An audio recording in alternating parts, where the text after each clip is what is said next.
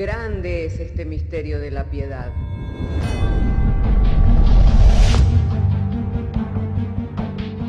Si se destruyeran los fundamentos, ¿qué ha de hacer el justo? Porque con un solo sacrificio hizo perfecto para siempre a los santificados. Justificados por la fe, tenemos paz para con Dios. Juntamente con Él nos resucitó y nos hizo sentar en los lugares celestiales con Cristo Jesús. Fundados y firmes en la fe, tenemos paz para con Dios. Bienaventurados los pobres en espíritu, porque de ellos es el reino de los cielos. Bienaventurados los que lloran, porque ellos recibirán consolación. Bienaventurados los mansos, porque ellos recibirán la tierra por heredad. Bienaventurados los que tienen hambre y sed de justicia, porque ellos serán saciados. Bienaventurados los misericordiosos, porque ellos alcanzarán misericordia. Bienaventurados los de limpio corazón, porque ellos verán a Dios. Bienaventurados los pacificadores, porque ellos serán llamados hijos de Dios. Bienaventurados los que padecen persecución por causa de la justicia, porque de ellos es el reino de los cielos. Bienaventurados sois cuando por mi causa os vituperen y os persigan, y digan toda clase de mal contra vosotros mintiendo. Gozaos y alegraos, porque vuestro galardón es grande en los cielos.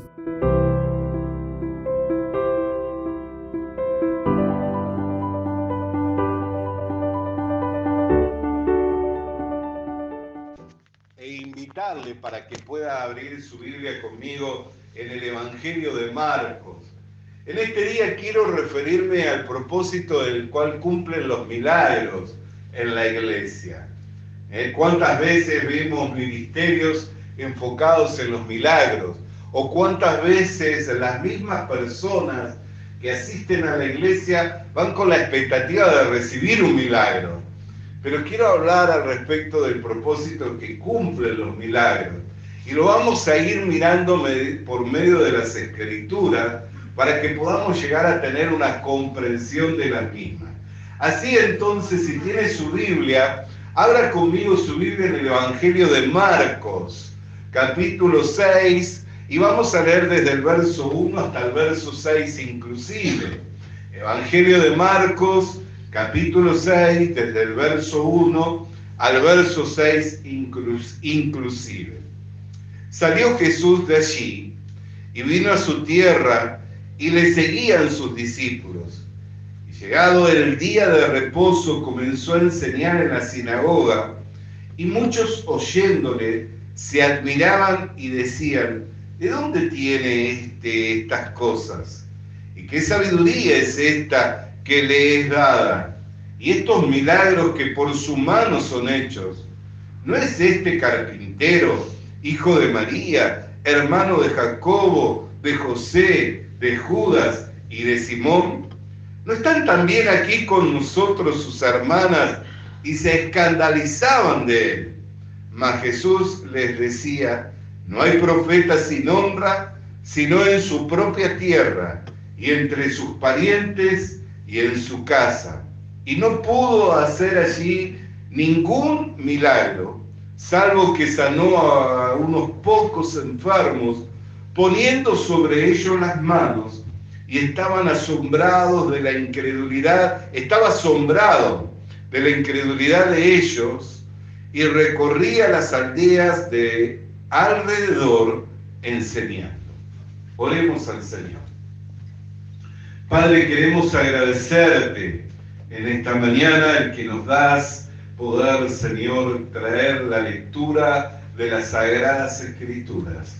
El ruego y la oración es que por medio de la exposición de tu palabra nos sean alumbrados los ojos del entendimiento, de manera que el mensaje sea claro, sea comprensible. Te damos gracias, Señor, porque nos das poder abrir las Escrituras, pero por sobre todo te damos gracias porque nos da la iluminación mediante el Espíritu Santo para poder entender las Escrituras, ya que mediante el mismo Espíritu fueron inspiradas las Escrituras a fin de que el hombre de Dios sea enteramente preparado para toda buena obra, y creemos que tú estás haciendo esta tu obra en medio nuestro. Por medio del Señor Jesucristo te agradecemos. Amén. Decía que íbamos a hablar al respecto del propósito que cumplen los milagros. Y cuántas veces este tema, ¿no?, los milagros, ha sido tema de controversia. ¿Qué es lo que genera los milagros y cuál es el ambiente propicio para los milagros? Si nosotros seguimos leyendo el mismo Evangelio de Marcos, vamos a ver que luego Jesús comisionó a sus discípulos y los envió de dos en dos a ir y a anunciar el Evangelio y a anunciar el reino de Dios, a imponer las manos sobre los enfermos y a sanar a muchos de los enfermos y a libertar a los cautivos por el diablo. Y podemos ver cómo estos habían salido a recorrer la región de los alrededores y cómo Dios se glorificaba al punto tal que dice el versículo 13 del mismo capítulo 6, y echaban fuera muchos demonios y ungían con aceite a muchos enfermos y los sanaban. Entonces, cómo el ambiente drásticamente cambia, ¿no? Los personajes ya son otros porque eran sus discípulos, no era el Señor Jesucristo.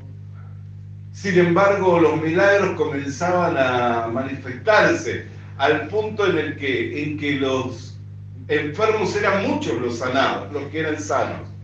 Y los cautivos por el diablo, la Biblia menciona que eran muchos, no dice el número, pero el solo hecho de decir muchos ya nos da la idea de que eran muchos.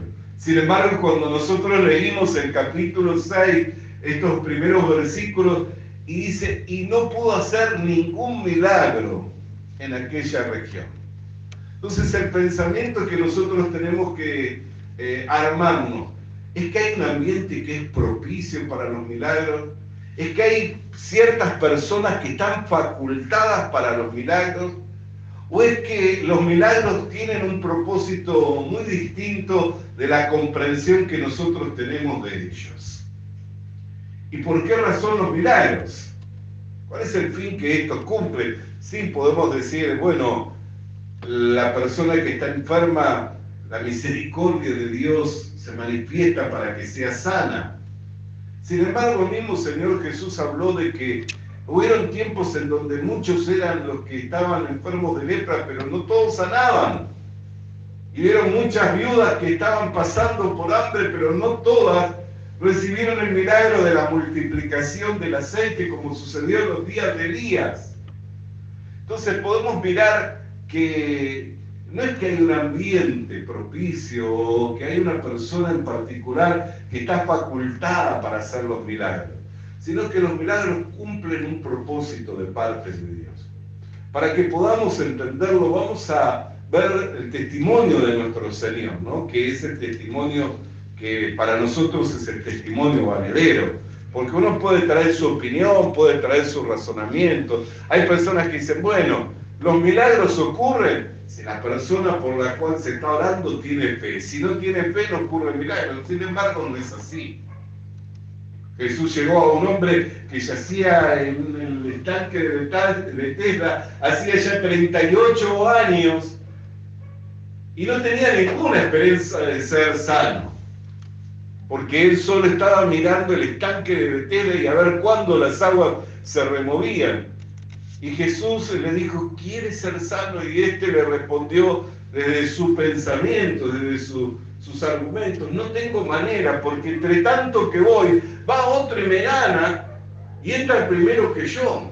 Sin embargo, el estanque de Bethesda y aún el ángel del cual la Escritura hace mención que removía las aguas, no era algo divino, no era algo que venía de parte de Dios.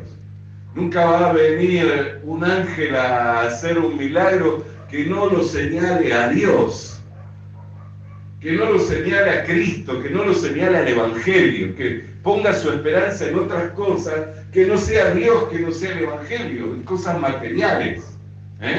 Me recuerdo en una época era muy se había popularizado mucho el agua de una región en México, en Querétaro, que la gente iba y trataba. Y aún han habido grupos pseudo-evangélicos o pseudo-cristianos que han popularizado el traer la astilla de la cruz, o el agua del Jordán, o la sal del mar muerto, como si esas cosas tuvieran facultad para hacer un milagro en una vida, o vinieran de parte de Dios, cuando en realidad no cumplen ningún propósito. El diablo también se viste de ángel de luz, y el diablo también hace señales engañosas. Lo podemos ver claramente cuando Moisés entró al trono, delante del trono de Faraón, y arrojó su vara y ésta se convirtió en una serpiente. Los agoreros de Faraón hacían lo mismo. Sin embargo, la diferencia estaba en que Moisés venía con una autoridad dada de parte de Dios, y dice que su vara terminó devorando la vara de los agoreros. Entonces, ¿qué propósito cumplen los milagros? ¿Y a dónde apuntan los milagros? ¿Y por qué los milagros? ¿Y cuál es el ambiente? ¿Y qué condiciones tienen que estar dadas? ¿Quiénes son las personas facultadas para hacer milagros? Esas son cosas que nosotros tenemos que meditar. Pero lo primero que vamos a ver es el testimonio del Señor Jesucristo. Si tiene su Biblia, me gustaría que habla conmigo en el Evangelio de Juan, en el capítulo 10, en el verso 38. Vamos a referirnos a dos textos del mismo Evangelio de Juan. Ahora habrá conmigo, capítulo 10, verso 38, el cual nos dice de la siguiente manera. Vamos a leer el verso 37.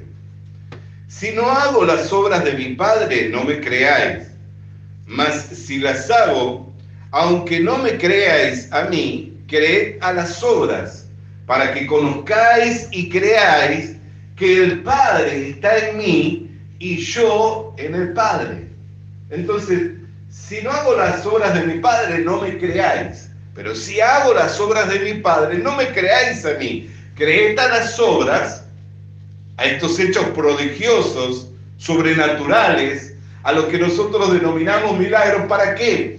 Para que creáis que yo soy en el Padre y el Padre es en mí. Entonces, ¿hacia dónde apuntan los milagros? ¿O cuándo el ambiente es propicio para los milagros? ¿O cuándo las personas están facultadas para poder hacer esa clase de milagros? Siempre apuntan a que conozcamos al Señor Jesucristo, a que podamos tener experiencia con el Señor Jesucristo.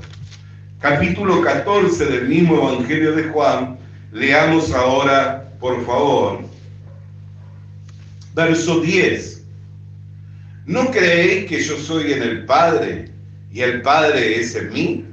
Las palabras que yo hablo, no las hablo por mi propia cuenta, sino que el Padre que mora en mí, Él hace las obras. Creedme que yo soy en mi Padre y el Padre en mí. De otra manera, creedme, ¿por qué? Por las mismas obras. Entonces, siempre apuntaron y apuntan ¿a qué? A que creamos en Dios y en su Hijo Jesucristo. ¿Cuál es el valor de creer en Dios y de creer en su Hijo Jesucristo? Al creer en Dios y al creer en su Hijo Jesucristo, nosotros recibimos por la gracia de Dios el perdón de nuestros pecados y el don de la vida eterna. Al creer en Dios y al creer en su Hijo Jesucristo, nosotros recibimos por la gracia de Dios el perdón de nuestros pecados y el don de la vida eterna. Porque esta es la palabra de fe que os anunciamos, que Dios estaba en Cristo, reconciliando consigo todas las cosas consigo mismo, no teniéndole en cuenta los pecados del pasado, pasándolos por alto, con el fin de ¿qué? De que todos pudiéramos ser reconciliados en su sacrificio, en su sangre. Entonces, hermana querida y hermano querido, el ambiente y la persona facultada para poder obrar milagros es la que va a estar presentando al Señor Jesucristo. Si hay un anhelo y un deseo en el que conocer al Señor Jesucristo, y si la persona que viene enviada por Dios va a presentar al Señor Jesucristo, ese es el ambiente. Y esa es la persona facultada para que los milagros sucedan. ¿Por qué razón en Nazaret no pudo hacer milagros el Señor? Porque las personas no estaban con la expectativa de conocerle. Ya habían armado un pensamiento en cuanto al Señor, que decían, no es el hijo del carpintero, no es carpintero, no es el hijo de María, no está Jacobo, no está Judas, no están Simón, sus hermanos en medio nuestro, no están sus hermanas en medio nuestro, y se escandalizaban. Entonces ya tenían armado un pensamiento, ¿quién es Jesucristo? No, no es el Mesías, no es el Hijo de Dios, no es un profeta. Es el carpintero, el hijo de María, le conocemos. Están sus hermanos en medio nuestro, están sus hermanas en medio nuestro. Entonces no estaban dadas las condiciones. Pero cuando hay un corazón abierto por querer conocer, por querer recibir, donde hay una tierra fértil y se siembra la buena semilla que es la palabra verdadera del Evangelio, entonces esa semilla va a dar frutos del 30, del 60 y del 100 por uno. Y Dios va a activar todo cuanto Él tiene y puede y quiera activar para que las personas queden plenamente persuadidas. Así que no hay una persona. Porque ¿qué persona más condicionada o capacitada para ejercer milagros que el Señor Jesucristo? ¿Qué persona menos capacitada y menos condicionada para ejercer milagros que los discípulos del Señor Jesucristo? Nosotros conocemos por la espera de lo que la Biblia nos habla en cuanto a quiénes eran los discípulos del Señor. Era gente de vulgo, sin letra. No habían tenido ningún tipo de formación. Y algunos eran pecadores, que habían vivido toda su vida con el pesar y con la carga del pecado, sintiéndose separados, ajenos a la vida de Dios, por lo cual ni ellos tenían expectativas sobre sí mismos, ni esperanza de sí mismos, de poder ser un instrumento en las manos de Dios, porque por años vivieron marginados en la sociedad, eran publicanos, eran prostitutas, los que iban delante y que iban creyéndole al Evangelio. Entonces, no son las personas, sino el ambiente, y ni el ambiente, sino aquello que Dios prepara. Cuando se junta un corazón que está dócil, y no porque el corazón del hombre sea dócil, no nos subestimemos a nosotros mismos, como tanta gente se subestima y tiene más alto concepto de sí misma, diciendo, sí, yo toda mi vida busqué a Dios. No nos subestimemos a nosotros mismos, ni tengamos más alto concepto de nosotros mismos. ¿Cuándo es un corazón que está fértil? ¿Cuándo una tierra es fértil? Cuando se mete el arado, cuando la tierra es removida, cuando es arrancada la maleza, cuando es toda una revolución. Entonces, cuando un corazón es fértil para oír y para recibir la palabra verdadera del Evangelio, cuando justamente en su vida hay toda una revolución, y esa revolución puede estar dada ya sea por un quebranto de la salud, ya sea por una situación de familia, ya sea por una gran carga económica o por el pesar que pueda tener al cargar con su pecado y estar agobiado por ese peso, por esa carga, no queriendo llevar más esa vida adelante. Esa es la tierra fértil. No es la tierra fértil la que muchas veces se presenta con apariencia de piedad, diciendo justamente esos son los que muchas veces rechazan. Los que muchas veces rechazan. porque están tan apegados a los ritos, a las religiones. Usted ha tenido experiencia de predicar el Evangelio persona a persona, ¿no? Yo también lo he tenido.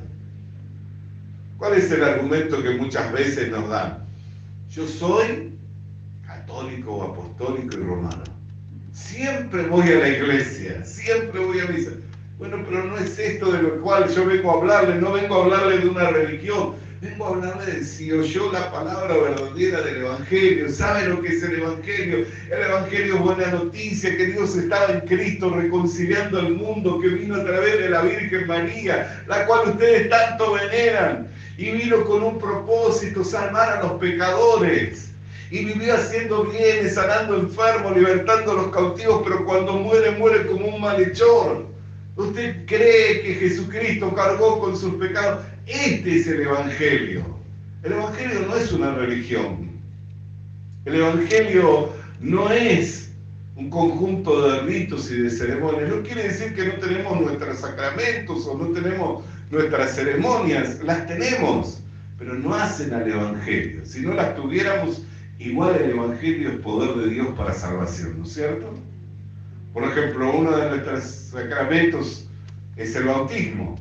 Sin embargo, ¿cuántos creen que el ladrón que fue crucificado juntamente con Cristo fue al paraíso de Dios? ¿Ustedes creen el testimonio de que Jesús le dio diciendo, hoy estarás conmigo en el paraíso? Y no fue bautizado, sin embargo fue al paraíso de Dios. Quiere decir que no son las ceremonias lo que hace que una persona reciba la salvación, reciba el perdón de sus pecados, sino es el creer en Jesucristo. Por eso el valor que tienen los milagros. ¿Por qué? Porque ellos nos señalan a Cristo y nos señalan a Dios.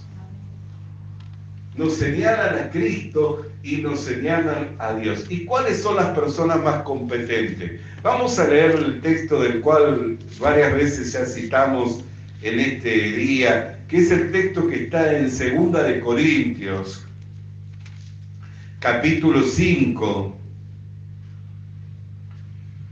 verso 17. 2 de Corintios, capítulo 5, verso 17. Lea conmigo hasta el verso 21. De modo que si alguno está en Cristo, nueva criatura es. Las cosas viejas pasaron, y he aquí todas son hechas nuevas. Y todo esto proviene de Dios, quien nos reconcilió consigo mismo por Cristo, y nos dio el ministerio de la reconciliación. Que Dios estaba en Cristo reconciliando consigo al mundo, no tomándole en cuenta a los hombres sus pecados, y nos encargó a nosotros la palabra de la reconciliación. Así que somos embajadores en nombre de Cristo, como si Dios rogase por medio de nosotros. Os rogamos en nombre de Cristo, reconciliaos con Dios. Al que no conoció pecado, por nosotros lo hizo pecado, para que nosotros fuésemos hechos justicia de Dios en él. Esto es el Evangelio, hermano. El que no conoció el pecado, Dios lo hizo pecado por nosotros, para que nosotros fuésemos justicia de Dios en él. Por eso Jesús estaba diciendo reiteradas veces, creed que yo soy el Padre y el Padre es en mí. ¿Por qué? Porque lo que está presentando es el plan de Dios de redimir a la humanidad por medio de la sangre de Jesucristo. ¿Por qué, hermanos? Porque el perdón de los pecados no se da simplemente por derramar lágrimas o por estar compungidos. Una persona puede derramar muchas lágrimas delante de un tribunal, frente a un juez. Puede mostrarse muy compungido, pero si es hallado culpable del delito, va a tener que penar. ¿Cierto? Si es hallado culpable del delito, el juez a lo sumo le dirá, bueno, buen hombre, o le dirá, hombre, qué bueno que usted muestre gran arrepentimiento, pero ¿sabe? Se le ha hallado culpable, tiene que penar, tiene que pagar la deuda. Y Dios no dio a la humanidad que recibiera el perdón por el arrepentimiento de corazón. No se equivoque. Dios no dio a la humanidad que recibiera el perdón de sus pecados por derramar muchas lágrimas. No, Dios. ¿Sabe qué dio Dios a la humanidad para limpiar pecados? Vamos a ir a un texto del Antiguo Testamento, porque desde el Antiguo Testamento Dios nos enseña cómo limpiar pecados, ¿no? Desde el Antiguo Testamento Dios enseña a su pueblo, a la nación de Israel, aquella que Él toma de entre las naciones de la tierra, para que fueran un pueblo santo y Él pudiera habitar en medio de ellos, les enseña cómo limpiar pecados. Y dice Levíticos capítulo 17, verso 11, y esto, fíjese, hace ya 3.500 años atrás estaba Dios anunciando que la vida de la carne estaba en la sangre. Yo no sé cuánto por medio del descubrimiento a través de la ciencia y de la biología se sabe que la vida del hombre está en la sangre, ¿no? No sé hace cuánto. Además, había algunas terapias antiguas que se practicaban que en vez de favorecer a la gente, la conducían a la muerte, a la anemia. Que era la terapia de la sangría, o a veces de que tantas veces se cortaba, y a veces en una suba de presión puede ayudar que alguien pierda un poco de sangre, pero no cuando se tiene como práctica constante. Hubieron personas que fallecieron antes de tiempo, y hoy se sabe que fallecieron antes de tiempo por prácticas que se tenían en la antigüedad, que creían que beneficiaban a la salud, y lo único que hacían era conducirla a la muerte temprana, por anemia, por las veces que se las desangraba, o se usaban o cortes se hacían para que la persona perdiera cierta cantidad de sangre. Pero la Biblia nos enseña ya hace 3.500 años atrás que la vida de la carne está en la sangre. Y dice así la palabra de Dios, Levíticos capítulo 17, porque la vida de la carne en la sangre está, y yo os la he dado para hacer expiación sobre el altar por vuestros, dice, por vuestras almas, y la misma sangre hará expiación de la persona. Dios la dio la sangre, ¿para qué? Para hacer expiación por nuestras almas. Y la misma sangre hará expiación por las personas. Por eso es que mucha gente se confunde al leer 1 de Juan capítulo 1, verso 9, sin tener en cuenta lo que dice el verso 7. ¿Por qué? Porque 1 de Juan 1:9 dice, si confesamos nuestro pecado, abogado tenemos para con Dios a Jesucristo, su Hijo, el cual es justo y fiel para perdonar pecado. Entonces decimos, es confesando, es estando mostrando mucho arrepentimiento. No es confesando ni mostrando mucho arrepentimiento. ¿Qué es lo que dice el verso 7 de 1 de Juan, capítulo 1? Si tenemos comunión unos con otros, la sangre de Jesucristo nos limpia de todo pecado. Dios nos dio arrepentimiento. Dios nos dio que mostremos mucho arrepentimiento y confesemos mucho pecado. Es más, quien enseña eso no está enseñando bíblicamente. Dios dio la sangre. Sin derramar sangre no puede haber expiación del pecado. ¿Por qué? Porque la paga del pecado, ¿qué es? La muerte. O sea, tiene que haber una muerte. Tiene que haber una muerte para poder saldar la deuda que era contraria. ¿Por qué Jesucristo saldó la deuda de la humanidad? Porque Él cargó sobre sí, Dios cargó sobre sí, Isaías capítulo 53 nos dice claramente que Dios cargó sobre Él los pecados de toda la humanidad. Entonces, no es que es el arrepentimiento, la confesión, las muchas lágrimas lo que trae el perdón de los pecados. Lo que trae el perdón de los pecados es la sangre.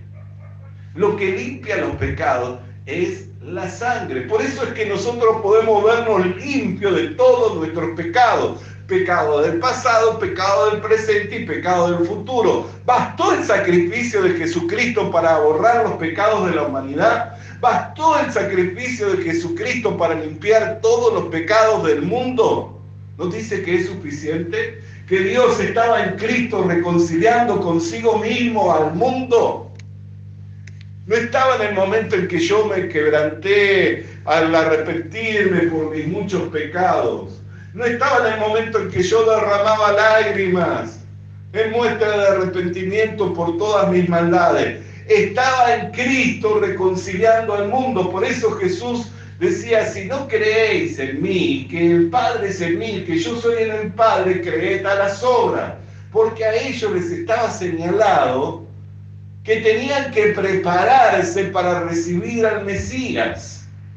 A ellos les había sido dado el oráculo, les había sido dado el manual de Dios para la vida. Jesús mismo dijo, a vosotros os parece que en la Escritura tenéis la vida, y ellas son las que testifican de mí. Ellas son las que dan testimonio de mí. A ellos les había sido dado el oráculo, les había dado Dios el manual para que cuando viniera el Cristo le pudieran recibir. Cuando le vieran colgado en el madero, derramando por sus cuatro, sus manos, sus pies y su frente, la sangre, pudieran darse cuenta que allí se estaban limpiando los pecados de toda la humanidad. Allí se estaban limpiando los pecados de toda la humanidad. Sin embargo, a los suyos vino y los suyos no lo recibieron. Entonces, ¿cuál es el deseo de Dios por lo cual el Señor hace milagros? Para que la gente pueda creer que Dios estaba en Cristo, reconciliando consigo al mundo, para que la gente pueda creer en Jesucristo. Hermano, puede que usted o yo nunca seamos testigos de milagros. De hecho, por la gracia y la misericordia de Dios, muchos de nosotros hemos sido testigos de milagros. Pero no necesitamos un milagro para la salvación.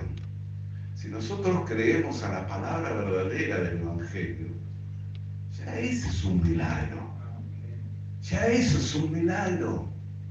¿Por qué? Porque nosotros, por haber nacido en la condición de pecadores, nuestro destino era la condenación eterna. Nuestro destino era estar eternamente separados de Dios en un lugar de tormento donde la llama no termina de arder y donde el gusano no termina de comer, en un lugar de tormento continuo y eterno.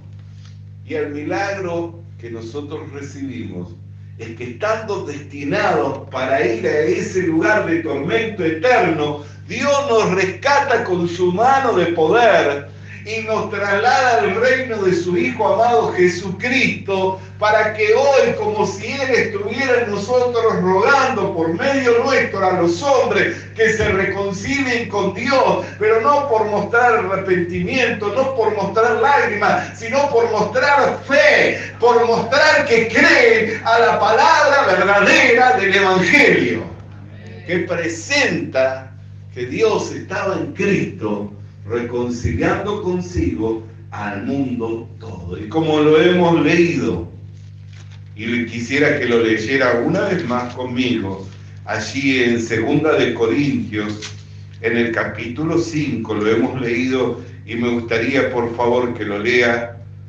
una vez más. Verso 20. Así que somos embajadores en nombre de Cristo, como si Dios rogase por medio de nosotros, nos rogamos en nombre de Cristo, reconciliados con Dios. Y luego dice cómo. Al que no conoció pecado, por nosotros los hizo pecado, para que nosotros fuésemos hechos justicia de Dios en él. Al que no conoció pecado, por nosotros lo hizo pecado. ¿Para qué? Para que nosotros fuésemos hechos justicia de Dios en él. Los que creemos en que Cristo derramó su sangre y que con su sangre fue suficiente para lavar los pecados de toda la humanidad, esa fe nos es contada por justicia. Esa fe es la que nos es contada por justicia. Entonces, reconciliarse con Dios no es mostrar arrepentimiento ni muchas lágrimas. Judas se arrepintió, no volvió a los sacerdotes y arrojó las 30 monedas de plata, que era el precio que había recibido por el inocente. Las arrojó, no quiso saber nada con ese dinero. Y se arrepintió, sin embargo, luego fue y se quitó la vida. ¿Por qué? Porque se arrepintió, mostró verdadero arrepentimiento, tiró las monedas, que era el precio que había recibido. ¿No es eso estar arrepentido? Eso es estar arrepentido. Si no se hubiera quedado con las monedas y hubiera dicho, bueno, hago planes con estas monedas, me tomo unas vacaciones o lo invierto, me compro un terreno, una chacra, veo qué hago, cómo salgo adelante, pero tiró las monedas. Eso es verdadero arrepentimiento. No quería el precio de la sangre del inocente. Sin embargo, fue y se ahorcó. ¿Por qué no tenía esperanza? Aunque tenía verdadero arrepentimiento. Porque se arrepintió delante de los sacerdotes. No se arrepintió delante de Dios. Pero le vemos a otro, a Pedro, negándole 3 veces. Llorando amargamente, también arrepentido. Pero luego vino Jesús y le dijo, Pedro, ¿me amas? Tú sabes todas las cosas, Señor. Tú sabes todas las cosas. No hay nada que te sea justo. Apacienta mis ovejas. Lo restauró. Lo restauró. ¿Por qué? Porque no ocultó su verdadero ser delante de Dios. ¿De qué sirve ocultar nuestro verdadero ser delante de Dios? Mostrarnos que somos lo que en verdad no somos. No es por nuestra obra que somos salvos, no es por nuestras obras de justicia que vamos al cielo, es por la obra consumada de Jesucristo en la cruz del Calvario, por la sangre que Dios dio para expiar por las almas de la humanidad, por las personas, por la sangre que Dios dio para expiar por las personas, es que recibimos esta herencia eterna, incorruptible en los cielos, la cual nadie puede quitárnosla. La cual nadie puede quitárnosla. Muchas personas dicen, entonces la salvación no se pierde, por supuesto, si no depende de mí. ¿Yo fui salvo por mis obras? ¿Yo fui salvo por mi justicia? ¿Yo fui salvo por mostrar mucho arrepentimiento? ¿Fui salvo por derramar muchas lágrimas? ¿Por cómo es que fui salvo? Según la Biblia, bíblicamente hablando. Por Dios. ¿Por qué por Dios? Porque Dios dio la sangre para expiar por las almas de las personas. Dios dio la sangre para expiar por las personas. ¿Por qué no dio otra cosa a Dios para la expiación? ¿Con qué facilidad lloramos, no? Sobre todo cuando estamos amargados. ¿Por qué no dio las lágrimas para expiar por los pecados, por las personas? ¿Por qué dio la sangre? Porque la paga del pecado es la muerte. Sin derramamiento de sangre, sin una muerte, no puede haber expiación de pecado. ¿Por qué Dios da rememorar la cena? Y en la Santa Cena nosotros decimos, este es el cuerpo de Cristo, y levantamos el pan. Y por el otro lado levantamos la copa y decimos, esta es la copa del nuevo pacto en su sangre. Entonces vemos la sangre y el cuerpo separado. Cuando esto sucede, ¿qué es lo que intervino? Una muerte. ¿Por qué? Porque la vida de la carne está en la sangre. Entonces quite la sangre de la carne y muere. Por más saludable que esté, puede ser una persona completamente sana, pero le quita la sangre y se muere inmediatamente. No sé si inmediatamente, pero no va a pasar mucho de que muera. Muere el cerebro, muere el corazón, muere todo. Amén. Entonces no es por mi obra. Por eso es que puedo tener seguridad y confianza y no ser hallado por mi propia justicia. Pablo constantemente batallaba contra sí mismo diciendo, no ser hallado por mi propia justicia, ya que por mis obras nunca voy a poder ser salvo. ¿Por qué? Porque un día queremos, un día amamos, un día servimos, un día tenemos toda la diligencia y de toda la disposición, pero el otro día, ¿qué nos pasa? O a la semana, o al mes, o cuando viene la lucha. ¿Seguimos teniendo la misma disposición? ¿Seguimos teniendo la misma diligencia? Usted no tuvo esos tiempos en donde tenía todo el ímpetu y todas las fuerzas para servir a Dios y después tuvo tiempos en decir, no me quiero ni levantar de la cama, me siento tan deprimido, tan angustiado que no quiero ni ver ni que nadie me hable. Ha pasado por eso, ¿no? O yo solo paso por eso. No, ¿no es cierto? Creo que todos pasamos por eso. Entonces, ¿cómo es? El único que nos amó hasta el final es Jesucristo. El único que nos amó hasta el final y no se negó a dar su vida es Jesucristo. Después usted y yo, por mucha fuerza, por mucha voluntad que pongamos, en algún momento flaqueamos. Por eso si es que estamos firmes, si es que estamos de pie, si es que tenemos la diligencia, si es que tenemos la fuerza, si es que tenemos la voluntad, no es por nosotros, sino es por la gracia de Dios en nosotros. Es por la gracia de Dios en nosotros. Por eso siempre tenemos que estarle agradecidos al Señor. Le invito para orar conmigo. Padre, queremos darte gracias. Hoy comprendemos que el ambiente para los milagros y las personas facultadas para hacer los milagros, Señor, son diversos.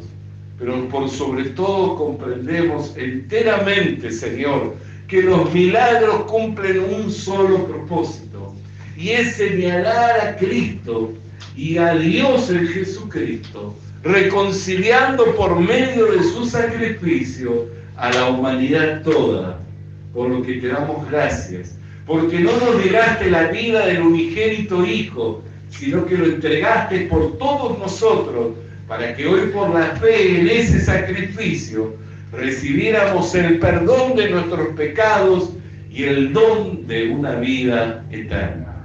Por lo cual te damos gracias en el nombre de Cristo Jesús. Amén y amén. Vamos a alabarle al Señor, hermana querida y hermano querido. Y después de estar alabando al Señor, vamos a orar. Y si hay alguien que quiera quedarse y hablar sobre la palabra, preguntar sobre lo que hemos compartido, sepa que tenemos toda la disposición. Si usted quiere hablar, quiere preguntar sobre la palabra que hemos compartido, tenemos toda la disposición para mirar juntos por medio de la palabra de Dios. Y para que no quede esto como algo que yo enseño, sino que algo que podemos ver que lo enseñan las Escrituras. Amén. Vamos a estar alabando el nombre del Señor.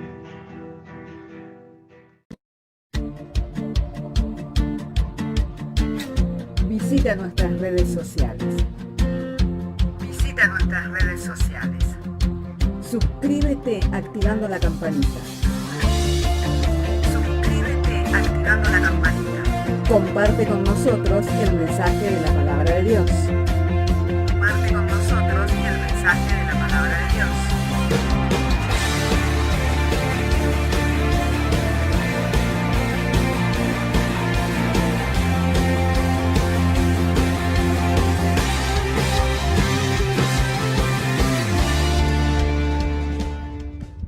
Le animamos a que consiga una Biblia,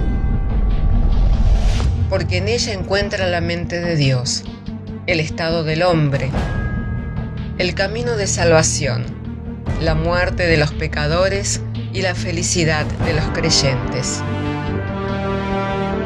Sus doctrinas son santas, sus mandamientos son obligatorios, sus historias son verdad y sus decisiones inalterables. Léala para ser sabio, crea en ella para ser salvo y póngala en práctica para ser santo. Ella contiene luz para guiarle, alimento para reforzarle y consuelo para alentarle.